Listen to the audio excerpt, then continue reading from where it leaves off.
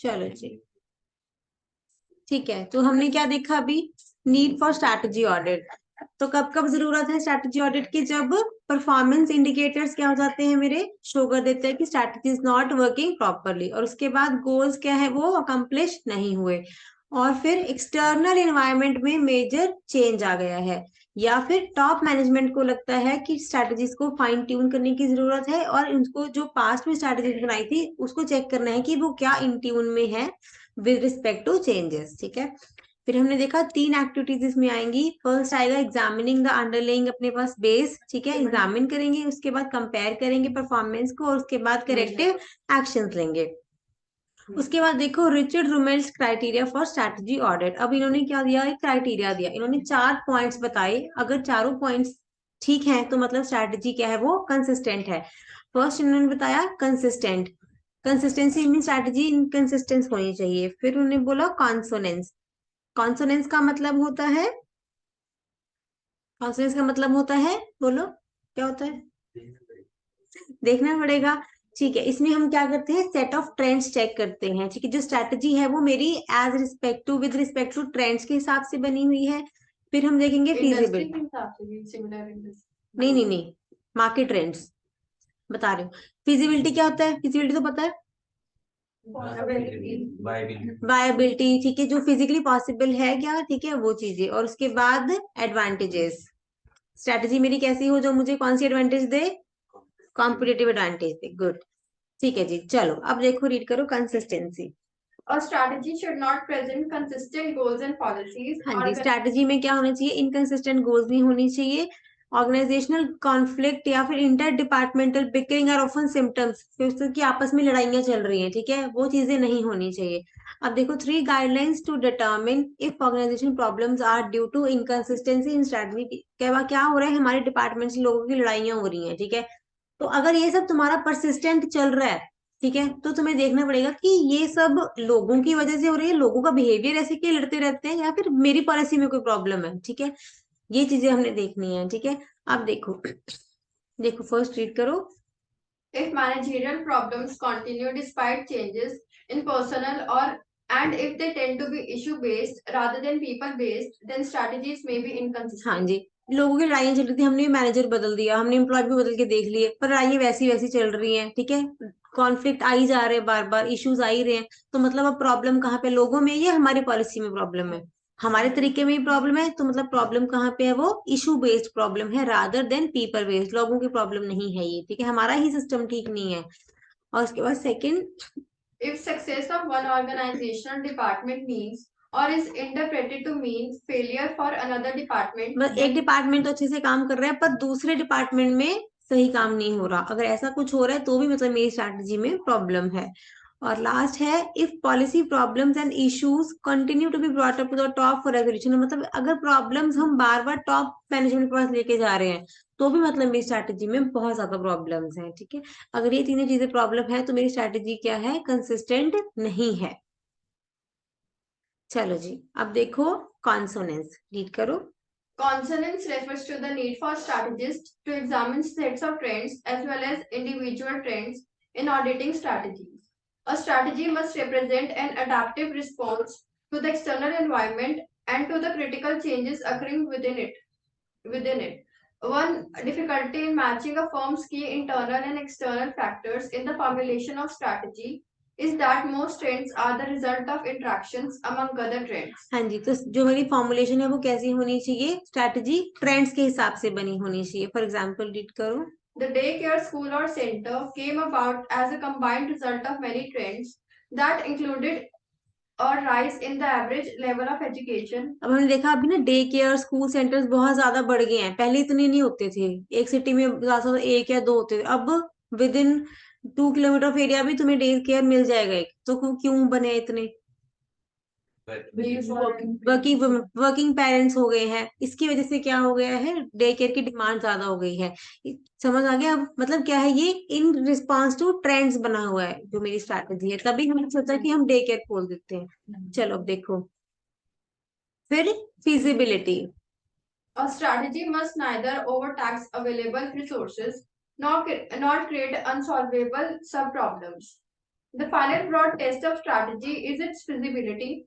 That is, can the strategy be attempted within the physical, human, and financial resources of the enterprise? Clear हो गया जी, क्या कहना चाहता है वो कि जो मेरी स्ट्रैटेजी है, क्या वो मेरे जो रिसोर्सेज मुझे अवेलेबल है, ह्यूमन फाइनेंशियल रिसोर्सेज जो अवेलेबल हैं, क्या उसमें अटेम्प्ट हो सकती है।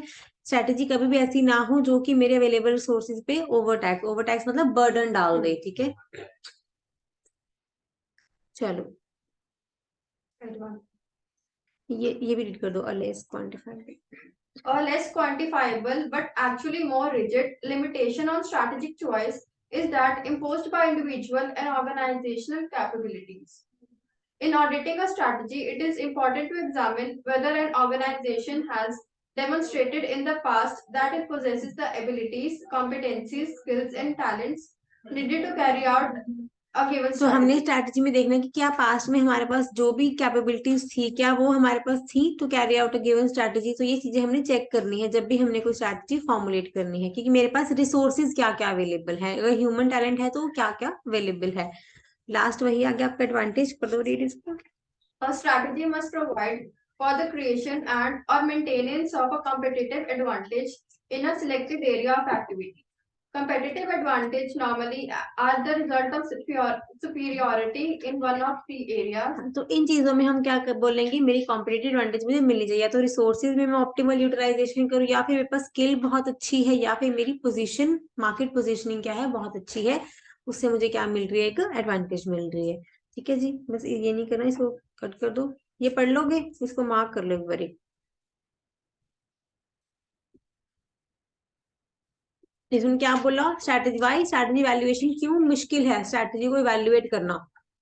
स्ट्रैटेजी हमने फॉर्मुलेट कर दी, इम्प्लीमेंट कर दी, अब हम क्या कहाँ पे कर रहे हैं, इवेल्युएशन कर रहे हैं कि कितना अच्छा मेरा पार्ट जो है वो गया, इम्प्लीमेंटेशन कितनी अच्छी गई, क्यों मुश्किल है।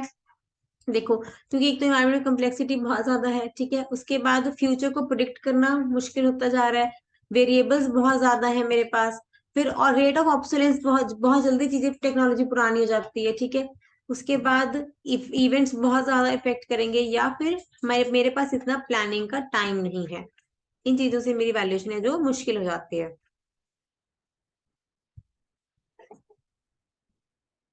चलो जी, अब हमारा नेक्स्ट टॉपिक स्टार्ट होता है, बिजनेस प्रोसेस री engineering. What is business process, process क्या होती है,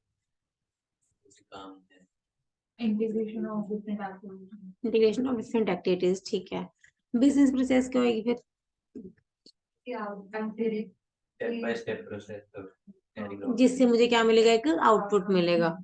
ठीक है, चलो रीड करो, what is a business process, Muskan कर दो। a process is the set of logically related tasks or activities oriented towards achieving a specified outcome. Clear है, एक लॉजिकली रिलेटेड टास्क जिससे मुझे क्या मिलेगा, एक स्पेसिफिक आउटपुट मिलेगा, उसको हम बोलते हैं बिजनेस प्रोसेस।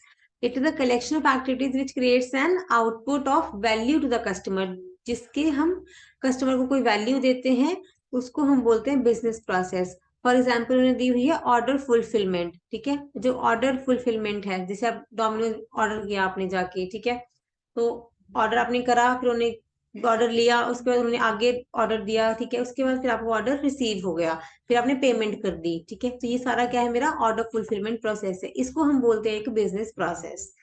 ठीक है जी, चलो। A business process involves a number of steps performed by different people in different departments. ठीक है, सारे लोग इसमें इंटरलेटेड रहेंगे। यहाँ पे मैंने उन्होंने इनवॉइस रेज करा, फिर उन्होंने प्रोडक्शन टीम में बोला कि अब बना के दो, उसके बाद उन्होंने डिलीवरी, फिर डिलीवरी वाले को बोला। इसी चीजों से क्या हो जाएगी, बहुत सारे इसमें स्टेप्स रहेंगे। तो वही हो गया, it set of interconnected processes हैं। ठीक है, अब आ जाओ कोर प्रोसेस पे। कोर प्रोसेसेस का मतलब क्या होता है, मोस्ट इंपॉर्टेंट क्रिटिकल प्रोसेसेस क्या हैं। ठीक है, some processes turn out to be extremely critical for the success of the enterprise. तो these are the core processes of the company. Core process क्या करती हैं, create value by the capabilities it provide to the competitiveness. जैसे हमने बोला था Domino's की core process क्या है कि वो 30 मिनट्स में डिलीवरी कर देते हैं। ठीक है, वो चीजें।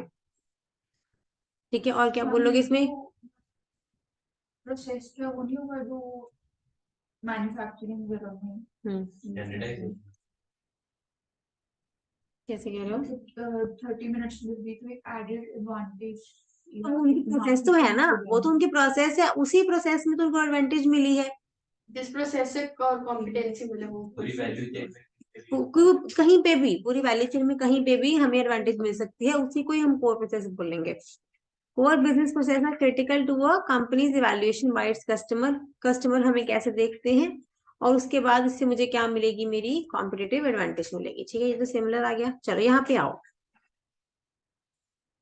अब यहाँ पे हमें बताया हुआ है डिफरेंट सेक्टर्स में कोर प्रोसेसेस क्या है। देखो, इलेक्ट्रॉनिक्स में कोर प्रोसेस क्या बताई उन्होंने, न्यू प्रोडक्ट डेवलपमेंट, जैसे मोबाइल्स के केस में है, या फिर इलेक्ट्रॉनिक्स में जो प्रोडक्ट्स आते हैं वहां पे क्या है, नया प्रोडक्ट अगर बनता है तो वो कोर प्रोसेस है, नया प्रोडक्ट बनाना। और एफएमसीजी में मार्केटिंग, मार्केटिंग। ठीक है, और बैंकिंग में क्रेडिबिलिटी, या फिर लोगों के जो फंड्स है उसको अच्छे से मैनेज करना। ठीक है, मोबिलाइज करना, mobilise deposits and generate funds for advances to customers. और इंश्योरेंस में क्या होएगा, प्रॉफिट प्रीमियम फॉर कस्टमर कैसे होएगा, actual work that leads to balance of competitive premium for customers. Actual काम क्या करना है और उसके बाद हमने प्रॉफिट भी कमाना है। इंश्योरेंस में हमारा मेन मोटिव क्या रहेगा, प्रीमियम ज्यादा रहे, प्रीमियम ज्यादा रहे, और क्लेम्स जो है हमेशा क्या रहे, कम रहे, और प्रीमियम ज्यादा रहे। ठीक है जी। चलो, फिर इसने क्या बोला, कोर प्रोसेसेस क्या है, टाइम टू टाइम चेंज होती रहती हैं। चलो, ये रीडिंग पार्ट है, किसी का मन होगा रीड कर लेना, नहीं तो छोड़ देना। अब आप आगे आ जाओ। नीड फॉर बीपीआर, इसको मार्क कर ऊपर लिख लो, नीड फॉर बीपीआर है जी।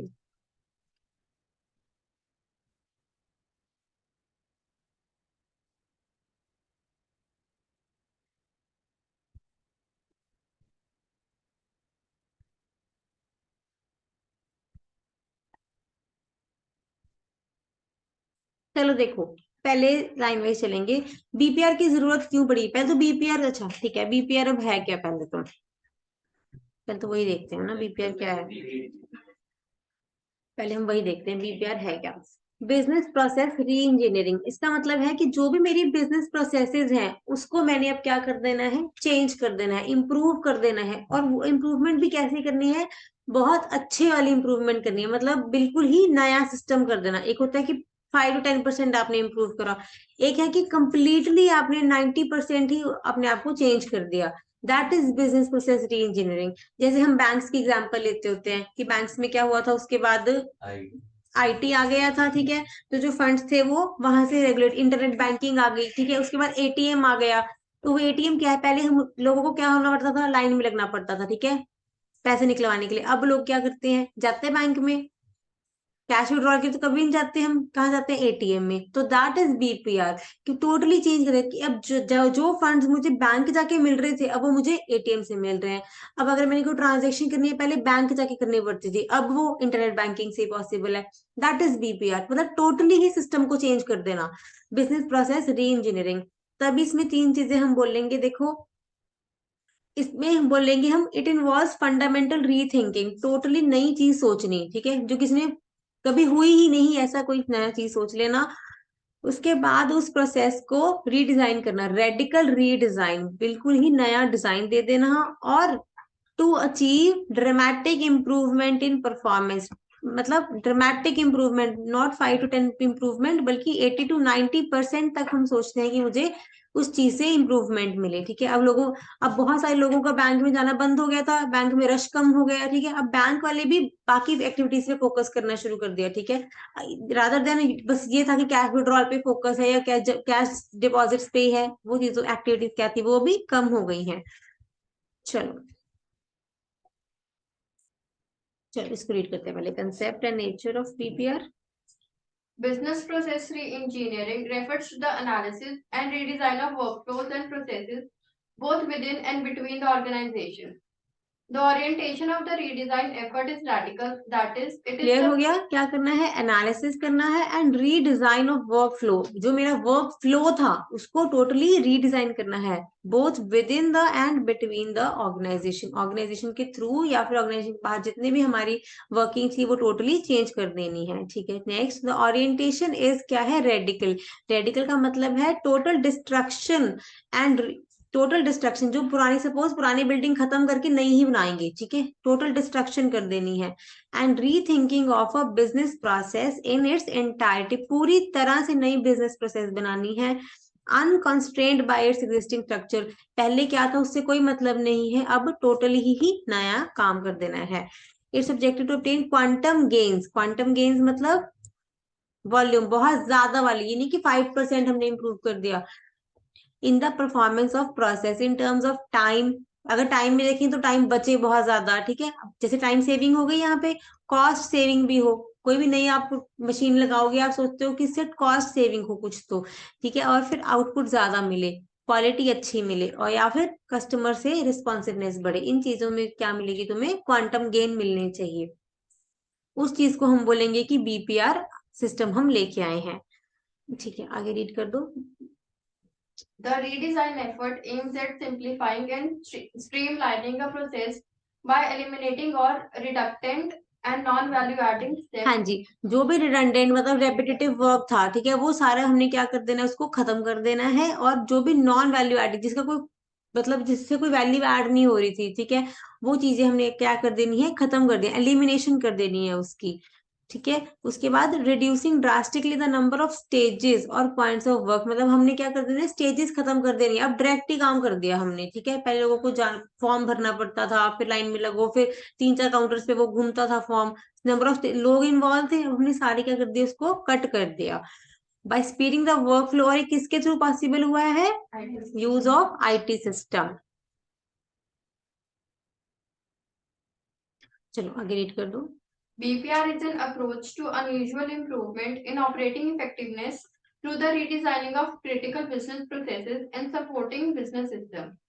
ठीक है, तो अनयूजुअल इंप्रूवमेंट हमने लेके आनी है किसमें? ऑपरेटिंग इफेक्टिवनेस, बहुत ज्यादा इफेक्टिवनेस हमने बढ़ा देनी है through the redesigning of critical business processes and supporting business process. ठीक है, चलो अब आओ फंडामेंटल रीथिंकिंग में हम क्या करेंगे। चलो एक बार मैंने इसको आपको बता दिया फंडामेंटल रीथिंकिंग क्या है, इसकी शॉर्ट नोट्स तो आपको दे ही दूंगी। ठीक है, उसके बाद रेडिकल रीडिजाइन पे आपको पता चल गया कि टोटली डिस्ट्रक्शन करनी है, फिर ड्रामेटिक में भी आपको पता चल गया कि 80-90% हमने इंप्रूवमेंट करनी है। अच्छा, ऊपर आ जाओ, जो नीड था, अब हमें जरूरत क्या है इसकी? जरूरत क्या है? पहले तो मुझे क्या चाहिए? ऑपरेशनल एक्सीलेंस चाहिए मेरी कंपनी को। ठीक है, is a major basis for its competitiveness. Market में कम्पीट करने के लिए मुझे ऑपरेशनल एक्सीलेंस चाहिए। बाकी सपोज बाकी कंपनी सारी कंप्यूटर बेस्ड हो गई है, मैं अपना वो लेके बैठी हुई हूँ जर्नल लेजर, तो मेरा कंपनी चलेगी? ठीक है, कॉम्पीट नहीं कर पाएंगे ना हम। ठीक है, और उसके बाद हमारी ऑर्गेनाइजेशन में सपोज कंटिन्यूस लैकिंग आ रही है इन द ऑर्गेनाइजेशन, हमारी ऑर्गेनाइजेशन जो है वो पीछे है, बिहाइंड द इंडस्ट्री स्टैंडर्ड्स है। और थर्ड पॉइंट क्या है आपका? Dramatic improvement is the prerequisite. अगर इंप्रूवमेंट करेंगे तभी कंपटीशन में आगे निकलेंगे। और उसके बाद क्या है? How to compete is more important than deciding where to compete। कैसे compete करना है ये हमें पता होना चाहिए। ठीक है, उसके बाद जैसे चाहिए बना लो, a customer focused organization needs to be realigned in terms of a process orientation. मतलब हमारी जो ऑर्गेनाइजेशन है, इतना ही कर लो, कस्टमर फोकस्ड ऑर्गेनाइजेशन है। ठीक है जी, बहुत इतने, चलो आ जाओ आगे।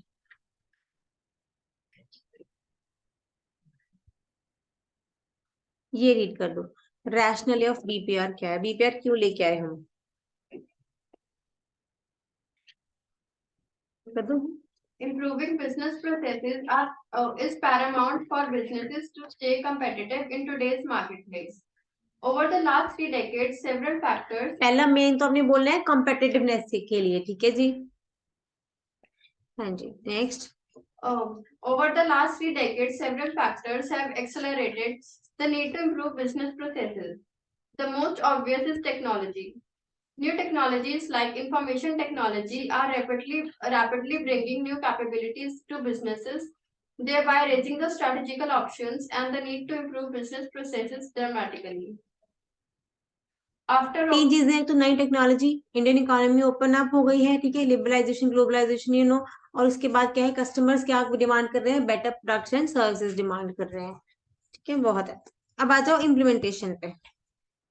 जब भी हमने इम्प्लीमेंट करना है, इसको ध्यान से देखना, इस बहुत बड़ा क्वेश्चन बनता है, ठीक है। जब भी हमने इम्प्लीमेंट करना है बीपीआर, तो उसके स्टेप्स है, 5 स्टेप्स हैं, इसको लाइन वाइज ही याद करना है हमने, ठीक है। देखो जी, तो सबसे पहले मुझे क्या करना है, डिटर्मिनिंग ऑब्जेक्टिव। सबसे पहले मैंने ऑब्जेक्टिव देखने हैं कि किसके लिए पहले मुझे बीपीआर लेने की जरूरत है, और उसके बाद लोगों की नीड क्या है, लोग क्या चाहते हैं कि हमें रश में ना खड़ना पड़े, हम लाइंस में नहीं खड़ना चाहते, ठीक है, नीड आइडेंटिफाई कर ली। उसके बाद एग्जिस्टिंग प्रोसेस को देखो, प्रोसेस क्या था, कैश ही देना लोगों को, यही प्रोसेस है। फिर रीडिजाइन प्रोसेस प्लान बनाओ कि किस तरीके, ऑल्टरनेट वे क्या है, एटीएम बना दिया, ठीक है, और उसके बाद एटीएम को इम्प्लीमेंट कर दो। क्लियर हो गया जी, चलो रीड करो। determining objectives. Objectives are the desired end results of the redesign process which the management and organization attempts to realize. ठीक है, ऑब्जेक्टिव्स क्या होंगे मेरे, डिजायर रिजल्ट्स, जो मैं रिजल्ट्स चाहती हूँ अपनी रीड नई प्रोसेस से, जो रिजल्ट्स मैं अपनी नई प्रोसेस से चाहती हूँ, which the management attempts to realise, जो मैनेजमेंट समझ रही है, ठीक है। नेक्स्ट, नेक्स्ट पे आ जाओ। Identify customers and determine their needs. The process designers have to understand customers, their profile, their steps in acquiring, using and disposing a product. हाँ, customers की प्रोफाइल क्या है और वो अपने प्रोडक्ट को किस तरीके से यूज कर रहे हैं, ठीक है, ये चीजें हमने क्या करनी है, समझनी है। Purpose is to redesign a process that is clearly provide value addition to customer. हमारा मेन पर्पस क्या है, कस्टमर को वैल्यू एडिशन प्रोवाइड करना, कस्टमर का फायदा सोच रहे हैं हम यहाँ पे, ठीक है। उसके बाद एग्जिस्टिंग प्रोसेस को समझो, देखो। The study of existing processes will provide an important base for the process designers. The purpose is to gain an understanding of the what and why of the targeted process. जो हमारी process है उसको हमने समझना है, ठीक है, और उसके बाद हमने प्रोसेस डिजाइनर को बता देना है ये मेरी प्रोसेस है, उसके हिसाब से नई प्रोसेस को रीडिजाइन कर दो। तो information gained through earlier step, उसको हमने क्या कर देना, अब आइडियल रीडिजाइन प्रोसेस में डाल देना है। Formulation of redesign process is the real crux of the री इंजीनियरिंग एफर्ट्स। नई प्रोसेस ही तो हमारी एफर्ट है, ठीक है, नई प्रोसेस ही तो बना रहे हैं हम इसमें, और उसके बाद उसको क्या कर देना है, इम्प्लीमेंट कर देना है। Implementation of the redesign process, इसमें वर्ड ध्यान रखना, रीडिजाइंड बोलना है आपने, ठीक है, पहले हम बोलते थे डिजाइंड, अब हमने दोबारा से डिजाइन करी है। And application of other knowledge gain from the previous step is the key to achieve dramatic improvement. फिर ये भी है, it is the joint responsibility किसकी, of the designer and the management. Designers क्या करेंगे, वो प्रोसेस को डिजाइन करके देंगे, मैनेजमेंट उनको बताएगी कि क्या हमारी प्रोसेस है, हमें कैसा चाहिए, तभी एक नई प्रोसेस बन जाएगी। क्लियर हो गए 5 स्टेप्स, चलो आ जाओ आगे। अब आगे कुछ नहीं है, बस ये बोला है, हमने पहले ही बोला था कि बीपीआर किसके थ्रू आया है, आईटी के थ्रू, ठीक है। अब देखो इम्पैक्ट ऑफ आईटी। अब आईटी ने क्या क्या कर दिया, 3 चीजें कर दिया आईटी ने, टाइम कम कर दिया, ठीक है, कंप्रेशन ऑफ टाइम है, उसके बाद रिस्ट्रिक्शंस ऑफ ज्योग्राफी खत्म है, यहाँ पे मैं डेटा अपडेट करूंगी, चाहे यूएस में देख लो चाहे कनाडा में देख लो, सब जगह दिखेगा। और उसके बाद रिलेशनशिप्स की रीस्ट्रक्चरिंग कर दी। उसके बाद देखो रिलेशनशिप की रीस्ट्रक्चरिंग कर दी, मतलब क्या होता है,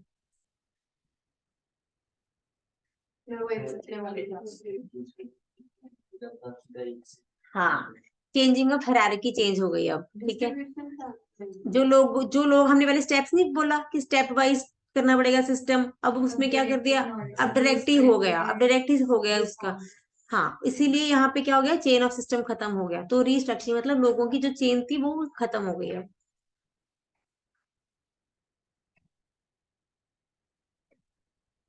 चलो जी, अब देखो 3 तरीके से हमें मिलेगी जो बिजनेस वैल्यू मिलेगी, क्या है, एफिशिएंसी, ठीक है, इफेक्टिवनेस एंड इनोवेशन है, तो क्लियर ही आपको, ठीक है। चलो अब आ जाए, एक छोटा सा क्वेश्चन ये बनता है, सेंट्रल थ्रस्ट ऑफ बीपीआर क्या है कि हमें अपना साइकिल टाइम कम करना है, reduction of cycle time. Cycle time क्या होता है, बिजनेस साइकिल होती है ना, जब ऑर्डर हमने दिया कितने टाइम में हमें मिलेगा, आफ्टर आफ्टर सेल सर्विस तक, ठीक है, चलो अब रीड कर दो इसको, ये पैराग्राफ रीड कर लो बस। Improvement on quality and cost follows after improvement on thrust area. BPR is in continuous improvement process. Although BPR is the multi-dimensional approach in improving the business performance, its thrust area may be identified as the reduction of the total cycle time of a business process. BPR aims at the reducing the cycle time of process by eliminating the unwanted and redundant steps, and by simplifying the systems and procedures, and also by eliminating the transit and waiting time so far as possible. ठीक है, अब इसने दोबारा से वही चीजें बोल दी जो पहले बोली थी, पर आपने ध्यान रखना है कि आपने क्या बोल रहे हैं, रिडक्शन ऑफ साइकिल टाइम आपने याद करना है। ठीक है, अब उसके बाद आपके ये वाला जो है ना, आपका कंपैरिजन दिया हुआ है बीपीआर और अदर प्रोसेसेस में क्या कंपैरिजन, इसके लिए आपको शॉर्टकट मिल जाएंगे। ठीक है, वन वन वर्ड की है, इसमें कुछ करने की जरूरत नहीं है। इसमें मेनली रहेगा क्या कि एक होता है आपने प्रोसेस चेंज करी, एक आपने बीपीआर करी। तो बीपीआर में हमने क्या करा, रेडिकल चेंज, टोटली चेंज। बाकी प्रोसेसेस में हम क्या करेंगे, एक छोटा सा चेंज करेंगे। तो ये डिफरेंस होएगा, नहीं समझ आएगा तो डिस्कस कर लेंगे। ठीक है, चलो अब देखो प्रॉब्लम्स इन बीपीआर। अब प्रॉब्लम्स क्या है इसको रीड करो एक बार। Re-engineering is a major radical improvement in the business process. Only a limited number of companies are able to have the enough courage for having BPR. पहले तो enough करेज चाहिए BPR लेके आने के लिए। ठीक है, क्योंकि यहाँ पे हम बिल्डिंग में थोड़ा बहुत चेंज नहीं कर रहे, यहाँ पे हम पूरी बिल्डिंग ही शिफ्ट कर रहे हैं। ठीक है, चलो नेक्स्ट, वही फिर इट डिस्टर्ब द हिरारिकीज, हिरारिकीज को डिस्टर्ब कर देगा, जो हमने करा फ्रैंक, जो स्ट्रक्चर्स में जो चेंज आता है। ठीक है, और इसमें क्या आ जाएगा, रेजिस्टेंस अमंग द वर्कफोर्स, लोग कहेंगे कि हमने इस तरीके से काम नहीं करना। ठीक है, और उसके बाद खर्चा भी होएगा, टाइम भी जाएगा, एक्सपेंडिचर भी लगेगा। ठीक है, शॉर्ट रन में तो यही होएगा कि हमारा अपना मेन काम छोड़ के हम किसी और ही काम लग गए हैं। ठीक है जी, लॉस ऑफ रेवेन्यू होएगा during the transition period. Transition period मतलब जितने टाइम में हमारी चेंजेस चल रही हैं। ठीक है, उसके बाद लास्ट हो जाएगा सेटिंग ऑफ, एक बार हमें टारगेट सेट करना भी मुश्किल लगेगा, क्योंकि पहले हमें पता था कि 2 दिन में ये काम होता है, अब हमें पता ही नहीं कि कब तक होएगा। तो एक बार के लिए हमें टारगेट्स को भी सेट करना मुश्किल लगेगा। चलो जी, यहाँ तक हमारा खत्म होता है बीपीआर। चलो लास्ट टॉपिक रह गया बेंचमार्किंग, बस इसको रीड कर लीजिए। Benchmarking helps an organization to get ahead of competition. होता क्या है बेंचमार्क?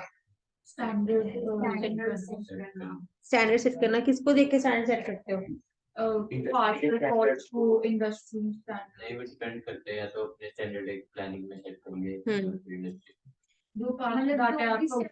एक तो अपने से स्टैंडर्ड है, ठीक है। अगर इंडस्ट्री स्टैंडर्ड से करना है तो किसके स्टैंडर्ड से सेट करोगे? अपनी इंडस्ट्री में स्टैंड सेट करेंगे ना, पहले किसी और का नहीं करेंगे। पहली बात तो अपनी इंडस्ट्री में स्टैंड सेट करेंगे। ठीक है, अब अपनी इंडस्ट्री में किसके साथ करोगे? राइवल। किसके साथ? राइवल से। राइवल कौन सा राइवल? राइवल तो बहुत सारे हैं। जो हमारे लेवल पे होगा, इसका production process biggest rival. Biggest rival, ठीक है, जो टॉप पे होएगा। ठीक है, जो सबसे अच्छा राइवल होएगा। ठीक है, उसके साथ इंडस्ट्री, जो इंडस्ट्री में नंबर 1 पोजीशन पे होएगा, उसके साथ अपना स्टैंडर्ड मैच करेंगे। ठीक है जी, मैम बट हम बेंचमार्क तो वही सेट करेंगे ना, थोड़ा अचीवेबल भी हो,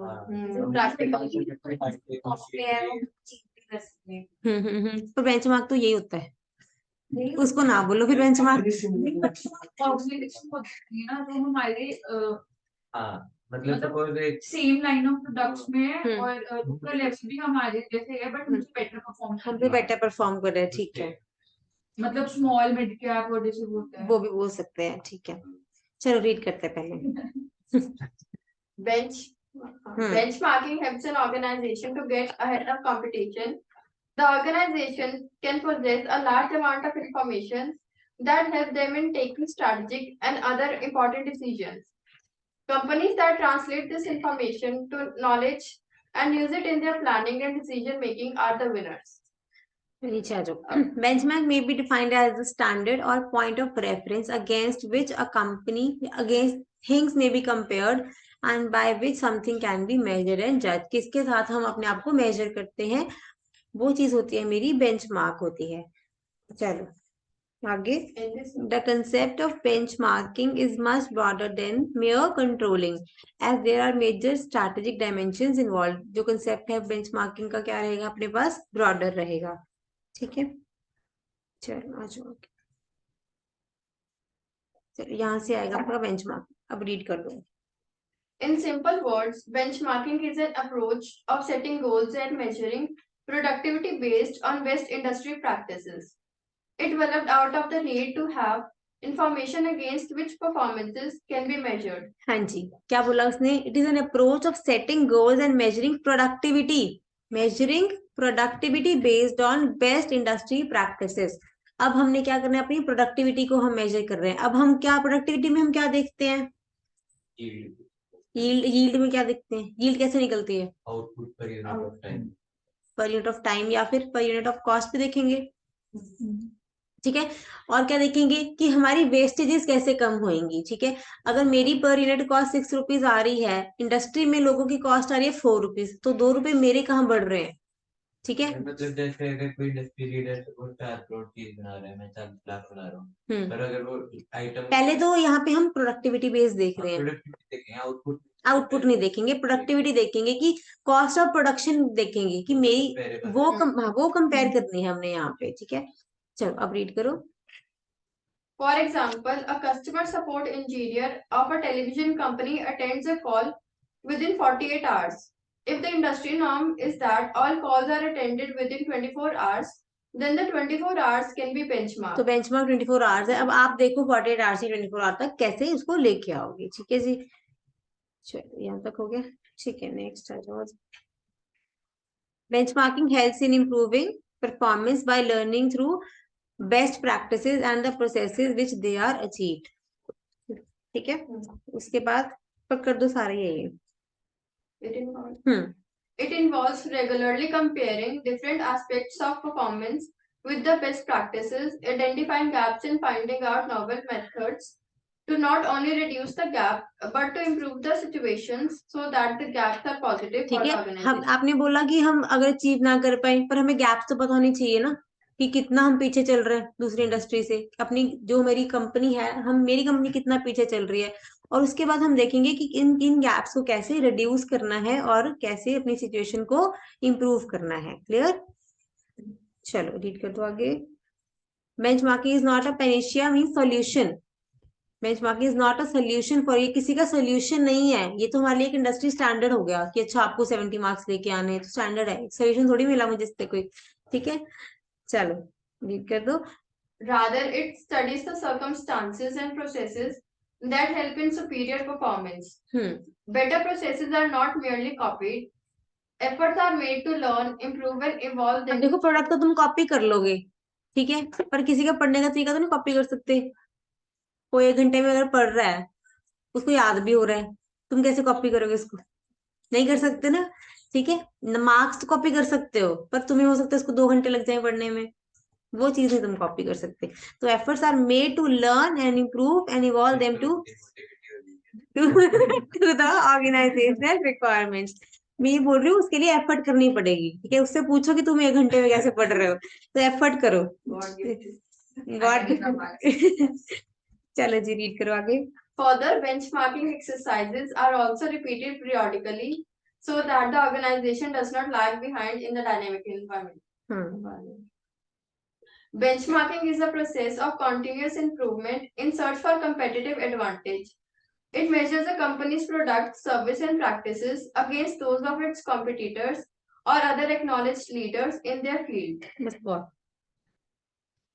ठीक है। अब आगे आ जाओ। अब बेंचमार्किंग हमने लेनी। Firms can use benchmarking processes to achieve improvement in diverse range of management functions. In functions में हम अपने benchmark set कर सकते हैं, ठीक है। देखो, एक तो अपना total manufacturing cost में set कर सकते हो, प्रोडक्ट की development, product distribution, customer service, utilisation levels पे, या फिर HR मैनेजमेंट पे। इन सब पे हम क्या कर सकते हैं, दूसरों को देख के अपने बेंचमार्किंग लेवल्स को सेट कर सकते हैं। बस लास्ट रह गया अपना स्टेप्स इन बेंचमार्किंग प्रोसेस, ठीक है। इसको देख लो बस। सबसे पहले क्या करोगे, देखो पहले तो आइडेंटिफाई करोगे कि बेंचमार्किंग की जरूरत क्यों है, क्योंकि हम थोड़ा पीछे चल रहे हैं, ठीक है। उसके बाद अपनी प्रोसेसेस को समझो, क्लियरली अंडरस्टैंडिंग द प्रोसेसेस।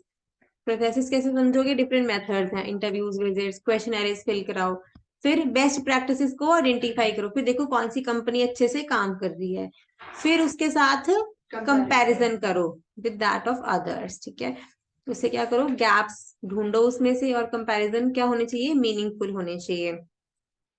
फिर लास्ट में वही आ गया आपका कि फिजिबिलिटी देखो है या नहीं है, और उसके बाद एक रिपोर्ट बताओ जिसमें आपके गैप्स लिखे होने चाहिए कि हम कितना पीछे चल रहे हैं, और लास्ट में इवैल्यूएशन, रिजल्ट्स जो आएंगे उसको इवैल्यूएट करो इन टर्म्स ऑफ इम्प्रूवमेंट। क्या क्या रिजल्ट्स आ रहे हैं उसको हमने लास्ट में इवैल्यूएट कर देना। ठीक है जी, क्लियर है यहाँ तक? चलो ठीक है, खत्म।